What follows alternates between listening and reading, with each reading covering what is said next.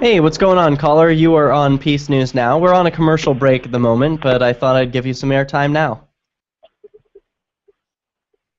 Well, thank you for taking me on, Derek. After Yeah, all, you told me you have thick skin. yeah. I don't call it turn. I apologize. I was on the wrong page. I saw that you called like a few times before this, more than a few Okay, I times. don't call to turn you on, What's but through that? alternative views. I don't call you to turn you on, but to make you think a second time about the alternative views I have to regards of like your opening subject.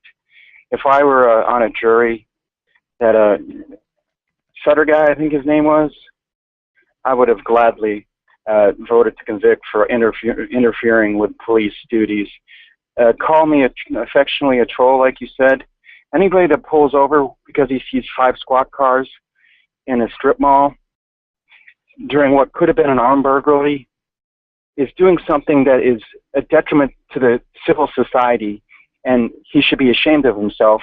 And if I owned that strip mall, or if I had my store being robbed, and a jerk like him were screwing with an officer thinking he was coming to save the day, and that officer's friend got shot at and maybe killed, okay, I'm all for activism, Derek, but I'm not for people making like trolls and thinking they're saving the world and making fun of cops for not being a popular kid in high school. Obviously, talk about prejudice, dude. I mean, some of the again, I dig you, Derek, and I really hope for the best for you. But some of the things you do and some of the things you advocate are just plain wrong.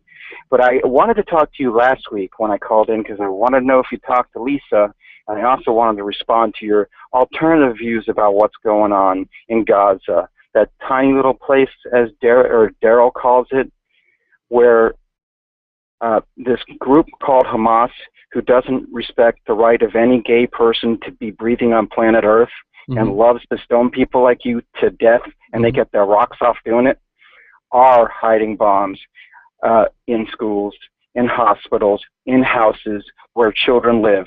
And they are telling their people to stay there and take the brunt of the force. These are evil, wicked people, and those people that you called ants invading Gaza, armed and dangerous because they want to terminate the existence of fascists in Gaza that want Jews off planet Earth. See, these are alternative views that I should like for you to ponder, as since I've never heard alternative views as like Israel's the good guy and the Palestinian Authority and Hamas that runs them are the bad guys. Hold that thought, James. I'm going to bring you back. Is it James or David? I keep forgetting. It's James, and if you want to be friends, call me Wit like my friends do. Well, I'll call you what you prefer, but hold that thought. I'll bring you back. Call me Wit if you consider me your. All right, I'm gonna hold that thought. We're back. Now we turn our attention to a special caller who is on the line via our call-in line, which is 443-424-8347. James is on the line, and he has thoughts to share with us. James, go ahead with your thoughts. I love you, Derek. Just as the good Lord Jesus Christ command me in those silly little books that I heard a co-host of yours from your network on a previous commercial. And I should like to hear you think out loud a second time about my beliefs about Hamas. I don't believe everybody from Benjamin Netanyahu to that skull, who I can't say the word I like to say on the air, Nancy Pelosi, and everybody in between that says that Israel actually is the good guys. And yeah, they were the ones that were shot at first. And yeah, they're reciprocating with some pretty terrible things that are happening to children, not because Israel wants to do something like that.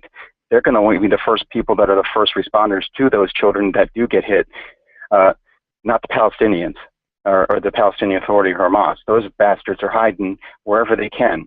Well, I'm not sure what your question is.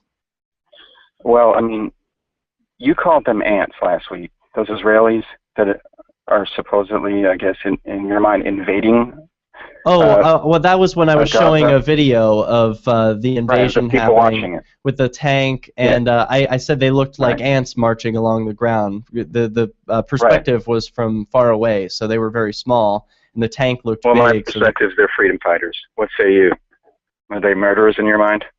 I don't have a strong opinion one way or another. I don't claim to have perfect knowledge about what's going on there. I'm more interested in doing what I can where I am to bring peace to my community, and then let that serve as an example for others. Well, that's far out, because I bet if I went to Keene right now, I would think it's a peaceful community to begin with. In spite of some maybe town bully cops that you might think some of them are, I'm thinking that Keene's a pretty beautiful, like one of your hosts says in a commercial, beautiful city of Keene, New Hampshire. Yeah, it was beautiful there before you, no disrespect, you or any of your Free State Project guys showed up.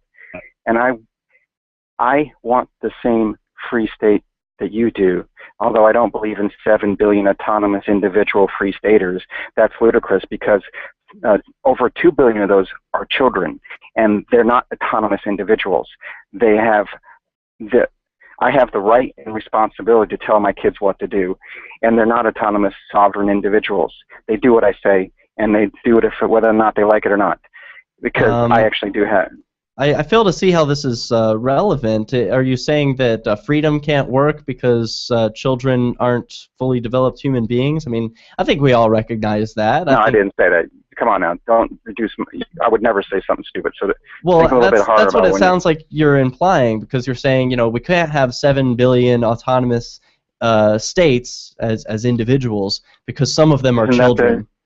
That's what you're all saying. You free staters believe? No, I don't think all you free staters believe in the 7 billion autonomous state project. No, and since you brought it up, the Free State Project at freestateproject.org has a statement of intent that a person will move to New Hampshire within 5 years of 20,000 others agreeing to do the same, with the goal of enhancing liberty in our lifetime. And that's a pretty vague statement. Perhaps I'm skipping a beat, because isn't your ideal libertopia, if the whole planet were libertopia, that it would, like I've originally heard Daryl say this, but I'm not sure that it's actually his insight. It might be some other libertarians, and I've heard other hosts on. Forgive me for lumping you all together, but you're all like one party. No, come on now. I'm trying to fight the idea of collectivism. You know, I like to see each human being as a unique individual who's responsible for their choices. I know that. I'm talking about your political views. You're a one-party show. That's okay with me. I don't mind that, because I disagree with my co-hosts. I'm a member of the Libertarian Party. I'm not a libertarian, and I disagree with many of my co-hosts. Okay, right. Okay, I've heard you on with them, and I haven't heard much disagreement about fundamental principles like what I'm mocking the idea of Darrow's of 7 billion autonomous states, because over 2 billion of those people are kids, and they're not autonomous states. So fortunately, I wouldn't impose my view of libertopia on anyone. I would only live the way I think people should live, and let that serve an example for others. And if they like my way of living, then they can adopt it for themselves. But I would never impose it on anyone. So I can understand someone hearing that, there should be 7 billion states, and being fearful of that, because, like, whoa, how's that going to work? And why are you going to make me be stateless? I like the government.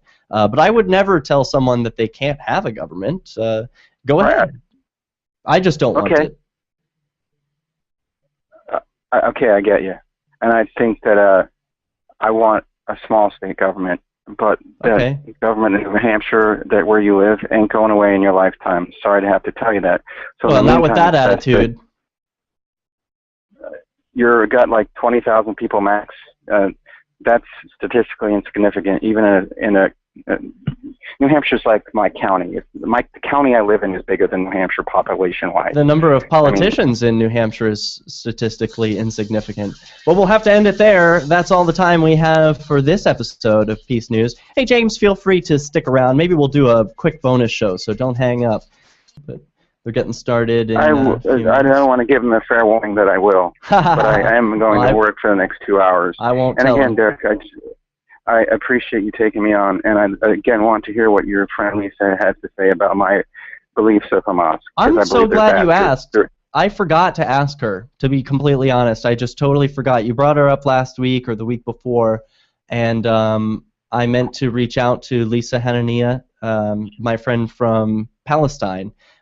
She was the first to explain the whole conflict to me. And what was unique about Lisa was that she had a best friend who was Israeli, and they were inseparable. These two were best of friends, and it was so strange for me to hear this conflict happening in Israel and Palestine and Gaza Strip, where her home was. And these two were separated by just a tiny border.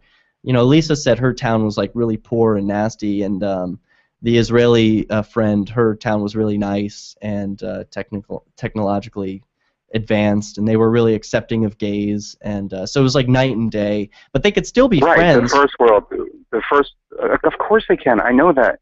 Yeah. I know that they are. And but I thought that was so cool. I would like to think your friend Lisa is not a member of Hamas. Oh no way. No way. Who I would blame Hamas for the reason why she lives in what would be called a third world country, whereas right across the street, that invisible line that she can see through, is a beautiful first world country.